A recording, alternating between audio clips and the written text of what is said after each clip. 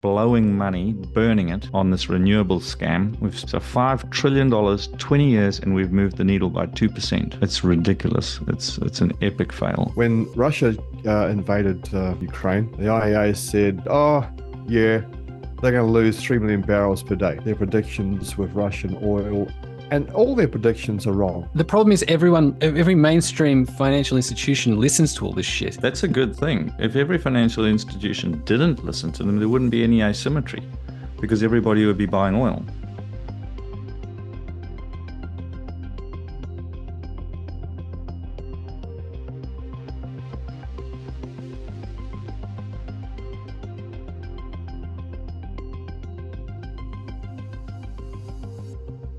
Oil. Why is the IEA wrong? The IEA has warned that the world faces a staggering surplus of oil by the end of the decade as oil companies increase production, but global demand slows. What is your response to this, given your investment thesis assumes strong global demand for fossil fuels? That's from Alex. And Patrick has written, regarding the recent IEA global oil consumption slowing and surplus in oil prediction, is their thesis wrong because we have never had a sustained reduction in energy consumption ever? Is that the foundation upon which your oil bull thesis is built? For every for every 6 barrels of oil we're consuming, we are finding 1. Where these people think the staggering surplus of oil is coming from is beyond me.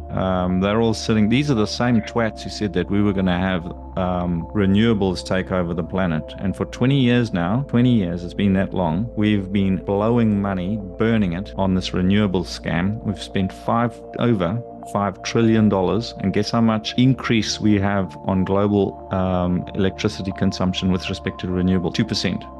So $5 trillion, 20 years, and we've moved the needle by 2%. It's ridiculous. It's an epic fail. What the IEA said about the Russian thing. So when Russia invaded Ukraine, the IEA said, and then of course the US put on sanctions, the IEA came out and said, oh, yeah, they're going to lose 3 million barrels per day. Look at those two twits. Seriously, they just look weirdos. Anyway, here's this is the Russia's production of oil. You can see that what happened in April 2022 and May 2022, a little blip, and now it's pretty much back to normal. And you can see there what the IEA was forecasting, a sort of light blue line there. That's what they were saying back in early 2022, or April 2022, May 2022. So by Jan this year, there was being a significant drop in Russian oil production. Of course, it didn't happen. So they were just so wrong when it comes to their predictions with Russian oil, and all their predictions are wrong. The problem is every mainstream financial institution listens to all this shit. And so they think it's great. Correct. That's a good thing. If every financial institution didn't listen to them, there wouldn't be any asymmetry because everybody would be buying oil. Yeah, same thing with the IPCC. Look, these are all talking heads.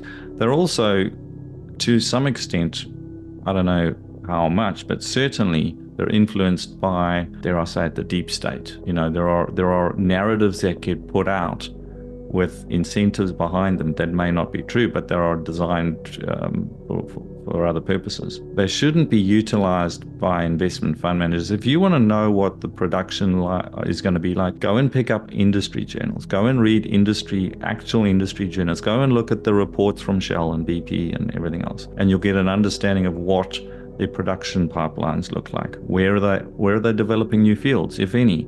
All that stuff. When you read through that stuff and then you look at what the IEA or any of these talking head bodies, NGO type groups put forward, you'll see that there's a huge disconnect. And then you've got to ask yourself, why is that disconnect there? Because any reasonable person can go and read the actual data. They can read what's actually happening. Why would they come out with some narrative that's almost the exact opposite? You can answer that question any way you wish, but the point is, they're very, very wrong, consistently very wrong. And then Wall Street continues to follow them, even though they're wrong. It is good. It's good because if we didn't have that, like I said, we'd be up against a lot of buying power, and then we'd have to find some asymmetry somewhere else. Brad, do you want to talk about the reasons the IEA think we're going to have this? This is what they think is going to happen. That's right. So, okay, so the chart on the left, that is oil demand displaced by electric vehicles. That's what the IEA reckons. So we're going essentially from 1 million barrels a day in 2023, 6 million barrels a day by 2030. That's huge. Considering the world consumes, 101, 102 million barrels a day, you're going to lose 6 million barrels to EVs. And the whole EV thing now, of course, is failing somewhat miserably. On the right-hand side, that's oil displaced by teleworking. So working from home and not driving into the office will displace about 0.75 million barrels or 750,000 barrels a day. Okay, fine, whatever, move on. You can't make this shit up, really. I wonder what they think, how much oil they think is going to be displaced by EVs come 2040, Lucas. Oh, extrapolate that. yeah, funnily enough, it's an exponential, beautiful line, isn't it?